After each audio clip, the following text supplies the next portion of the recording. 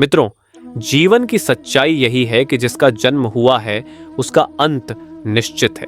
लेकिन प्रश्न यह है कि क्या मृत्यु ही सब कुछ समाप्त कर देती है? शास्त्र कहते हैं कि शरीर नश्वर है पर आत्मा अमर है।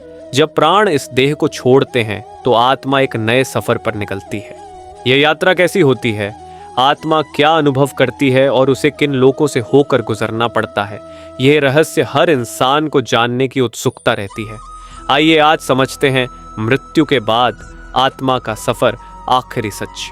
मित्रों, जीवन और मृत्यु ये दोनों संसार के सबसे बड़े रहस्य हैं। हम सब जानते हैं कि जिसने जन्म लिया है उसका एक दिन अंत होना निश्चित है, किंतु मृत्यु का यह अंत वास्तव में किसी नई शुरुआत का द्वार होता है।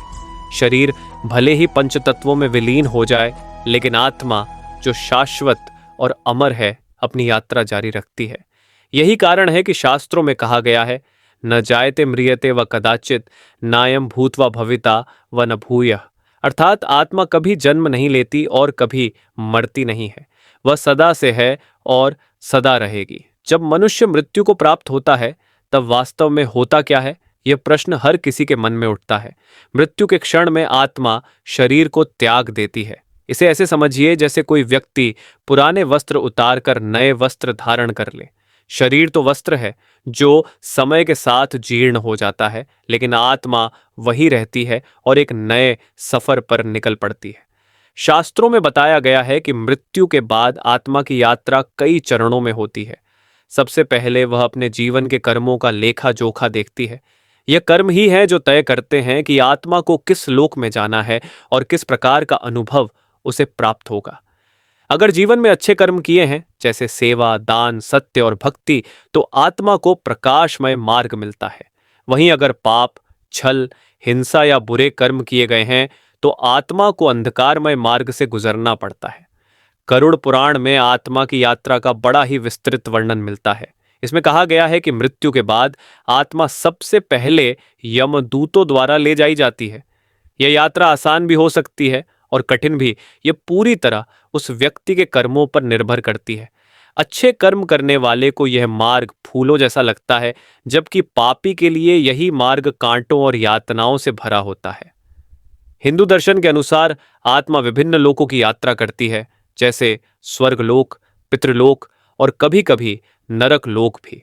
आत्मा अपने कर्मों के अनुसार इन लोकों में सुख या दुख का अनुभव करती है, लेकिन यह स्थिति स्थायी नहीं होती, क्योंकि आत्मा का अंतिम लक्ष्य है मोक्ष, यानी जन्म और मृत्यु के चक्र से मुक्ति।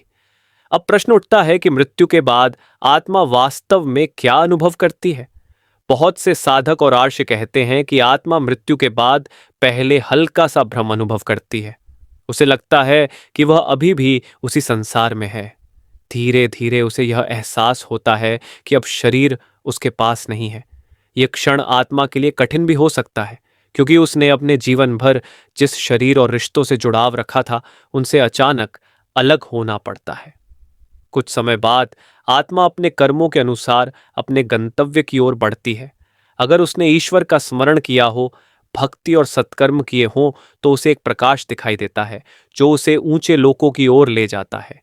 वहीं जिसने नकारात्मक कर्म किए हैं, उसकी आत्मा अंधकार में भटकती है और उसे यातनाओं से गुजरना पड़ता है। यहाँ यह समझना जरूरी है कि आत्मा का सफर केवल सजा या इनाम पाने तक सीमित नहीं है। असल में यह एक सीखने की प्रक्रिया है। आत्मा अपने कर्मों से सबक लेती है और नए जीवन के लिए तैयार होती है। यही कारण है कि पुनर्जन्म की अवधारणा सामने आती है। आत्मा अपने अधूरे कार्य और अपूर्ण इच्छाओं को पूरा करने के लिए फिर से नए शरीर में जन्म लेती है। किंतु साधु संत कहते हैं कि आत्मा का अंतिम उद्देश्य बार बार जन्म लेना नहीं है। उसका अंतिम लक्ष्य है परमात्मा से मिलन, यानी मोक्ष। जब आत्मा अपने सभी कर्म बंधनों से मुक्त हो जाती है, तब वह जन्म मृत्यु के चक्र से ऊपर उठ जाती है और ईश्वर की शाश्वत गोद में शांति पाती है।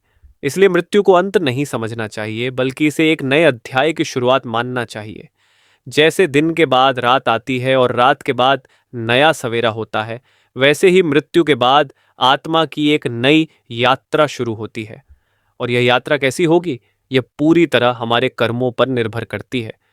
मित्रों, यही कारण है कि शास्त्रों और महापुरुषों ने हमें हमेशा अच्छे कर्म करने, दूसरों की सेवा करने और ईश्वर का स्मरण करने की शिक्षा दी है। क्योंकि मृत्यु निश्चित है, लेकिन आत्मा की यात्रा कैसी होगी यह आज के हमारे कर्म ही तय करेंगे। मित्रों, मृत्यु के बाद आत्मा का सफर एक रहस्य है जिसे समझने के लिए शास्त्र और अध्यात्म हमें गहरी झलक देते हैं।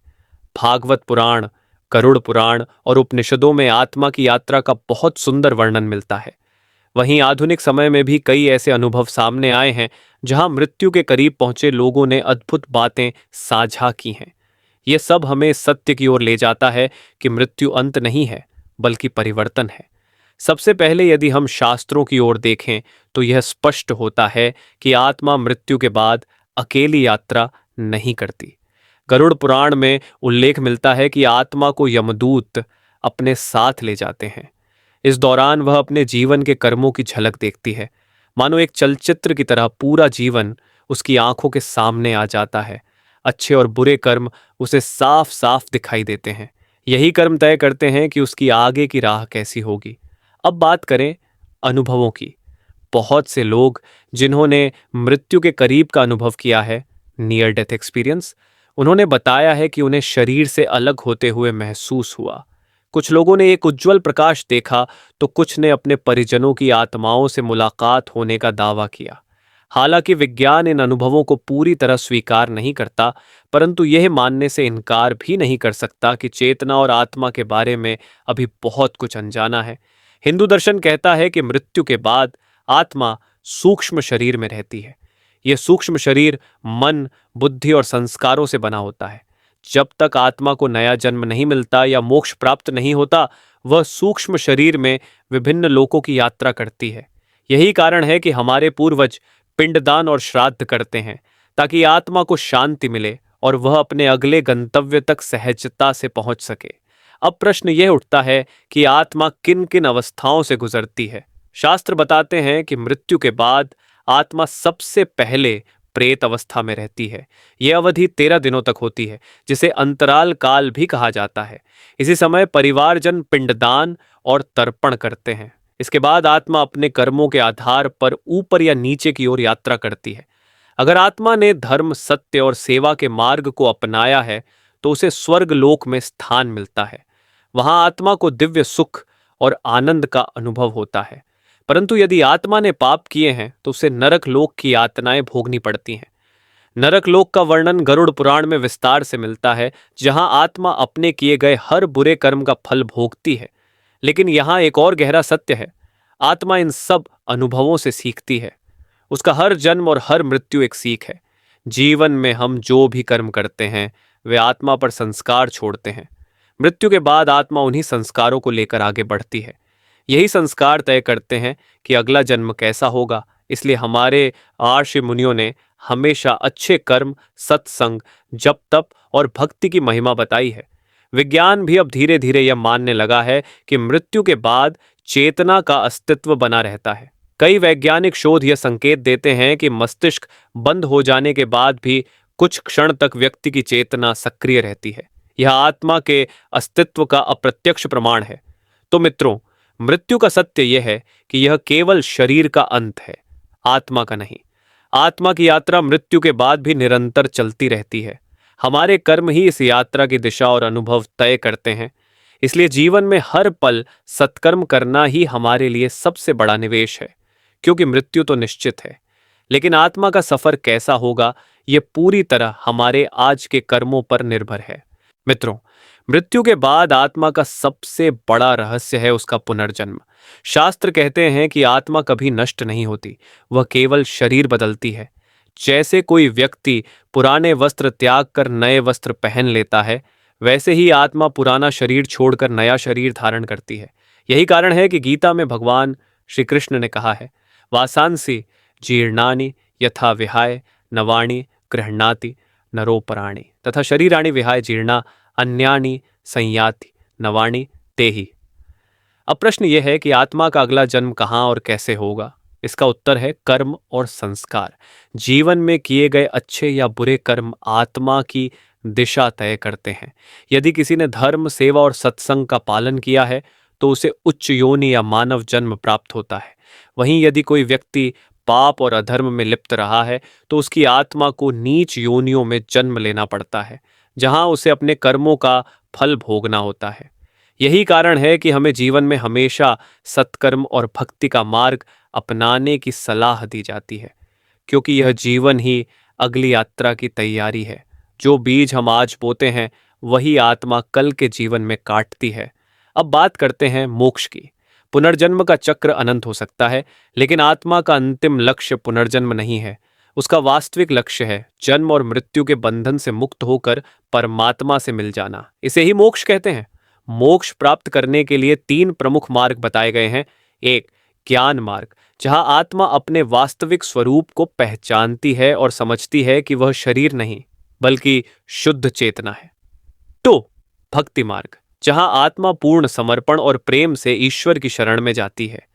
3, कर्म मार्ग, जहां आत्मा निस्वार्थ भाव से कर्म करती है बिना किसी फल की इच्छा के। जब आत्मा इन मार्गों पर चलकर अपने सभी कर्म बंधनों से मुक्त हो जाती है तब उसे पुनर्जन्म लेना नहीं पड़ता। वह ईश्वर की गोद में शाश्वत शांति पाती है। यहाँ यह समझना जरूरी है कि मोक्ष केवल मृत्यु के बाद की अवस्था नहीं है। वास्तव में मोक्ष की तैयारी इसी जीवन में शुरू होती है, जब हम आसक्ति, क्रोध, अहंकार और लालच से ऊपर उठकर सत्य, प्रेम और करुणा को अपनाते हैं। तभी हम आत्मा को शुद्ध बनाते हैं। यही शुद्धता मृत्यु के बाद आत्मा को मोक्ष की ओर ले जाती है। मित्रों, आत्मा का पुनर्जन्म और मोक्ष हमें यह सिखाते हैं कि जीवन केवल वर्तमान तक सीमित नहीं है। ये एक निरंतर यात्रा है जिसका हर कदम हमारे कर्मों से जुड़ा है। मृत्यु के बाद आत्मा का सफर हमारे हाथ में नहीं होता, लेकिन जीवन के दौरान किए गए कार्य ही उस सफर की दिशा तय करते हैं। इसलिए हमें यह जीवन केवल भोग विलास के लिए नहीं बल्कि आत्मा की उन्नति के लिए जीना चाहिए, क्योंकि यही साधना, यही भक्ति और यही कर्म हमें मोक्ष की ओर ले जाएंगे, जहां आत्मा को परम शांति और परमात्मा से एकत्व का अनुभव होगा। मित्रों, मृत्यु के बाद आत्मा का सफर केवल एक दार्शनिक या धार्मिक विषय नहीं है, बल्कि यह हमारे जीवन को दिशा देने वाला गहरा सत्य है। जब हम इस यात्रा को समझते हैं तो हमें यह एहसास होता है कि जीवन केवल शरीर की आवश्यकताओं तक सीमित नहीं है, बल्कि आत्मा की उन्नति और शुद्धि के लिए है।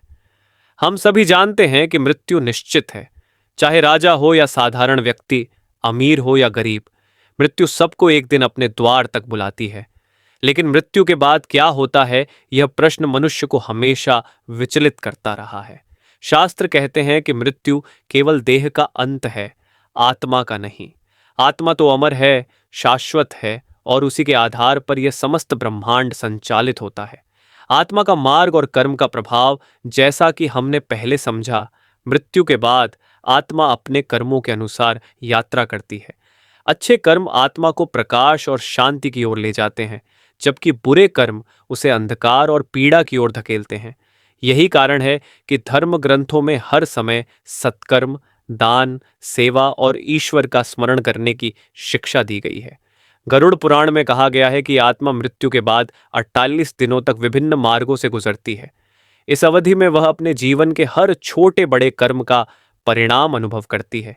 यदि उसने दूसरों की मदद की है तो उसे हल्कापन और आनंद की अनुभूति होती है, लेकिन यदि उसने दूसरों को दुख पहुंचाया है तो आत्मा पीड़ा से गुजरती है। मृत्यु का अनुभव बहुत से साधकों और संतों ने मृत्यु के बाद की अवस्थाओं का अनुभव ध्यान और समाधि में किया है। वे बताते हैं कि आत्मा पहले भ्रम की स्थिति में रहती है। उसे लगता है कि वह अभी भी अपने परिवार और प्रियजनों के बीच है। धीरे धीरे उसे यह समझ आता है कि उसका शरीर अब नहीं है। यही कारण है कि मृत्यु के तुरंत बाद परिवारजन आत्मा की शांति के लिए प्रार्थना और संस्कार करते हैं। श्राद्ध और तर्पण का महत्व। हिंदू धर्म में श्राद्ध और पिंडदान की परंपरा केवल परंपरा भर नहीं है, वास्तव में यह आत्मा के लिए एक आध्यात्मिक सहारा है।